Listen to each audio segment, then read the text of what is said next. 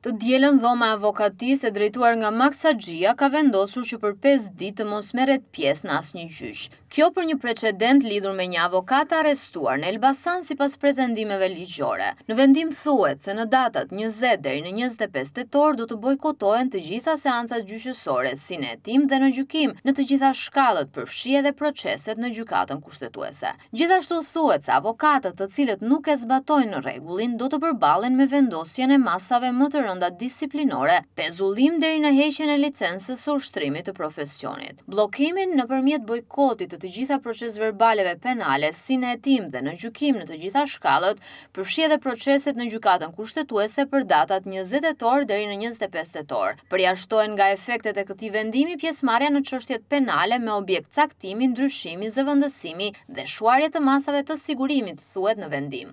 Në 6 tetor ndodhi një akt kriminal, një tragjedi, një gjyqtar u vra në sallën e gjyqit dhe sërish u shfaq Max Haxhia. Të dielën u shfaq sërish Max Haxhia. Në rastin e parë, Max Haxhia, ky korifej i drejtësisë që nuk po themi çfarë i ka thënë Berisha apo ku e kanë çuar dhe pse e kanë çuar, sepse është në të drejtën e tij për të qenë jurist dhe avokat, se përfundimet e tij pastaj të tjerët i din mirë. Por po themi, si ka mundësi?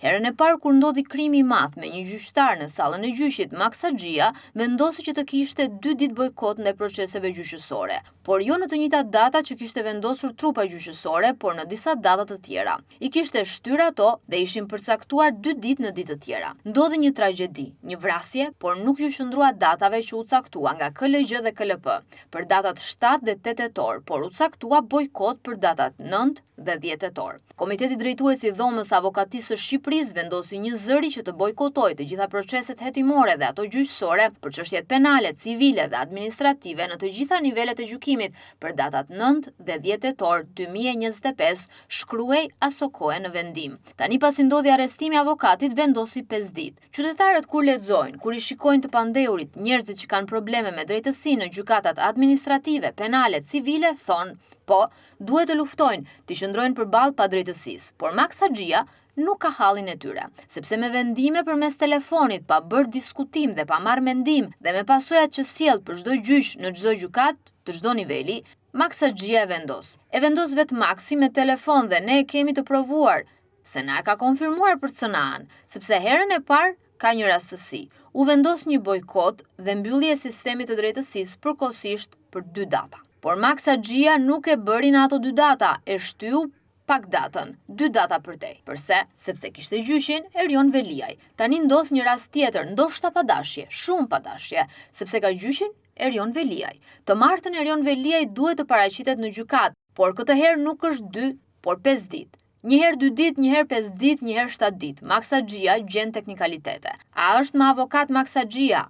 A është më Max Haxhia dhe kjo dhome avokatëve e vërtet, apo është në shërbim të grupeve kriminale, të bandave, të personave të korruptuar për të gjetur mundësi që ata të përfitojnë? Si ka mundësi që Max Haxhia e bën gjithçka kur ka gjyqin Erion Veliaj? Këto nuk ka ndodhur më parë, po ndodhin tani. Javë pas jave, Max Haxhia na gjen bojkote. Vritet një gjyqtar dhe bojkotohet 2 ditë. 2 ditë pas bojkotit të gjithëve. Dhe tani arrestohet një avokat dhe e bën bojkotin 5 ditë. Në të dyja rastet ka gjyqin Erion Veliaj. Erion Veliaj që duhet gjykuar, që kërkonte të shkonte në gjykat, por në fakt është Maxi, Max Haxhia. Ne do të vazhdojmë me Max Haxhian dhe tani fatkeqësisht më shumë se sa duhet të merremi me prokuror, me gjyqtar, me drejtësinë, me mbështetjen e institucioneve, duhet të merremi me Max Haxhian, me studiot ligjore, me mediat e tij, me këta individ që përtej drejtësisë janë pa drejtësia e vërtet, nuk janë mbrojtje.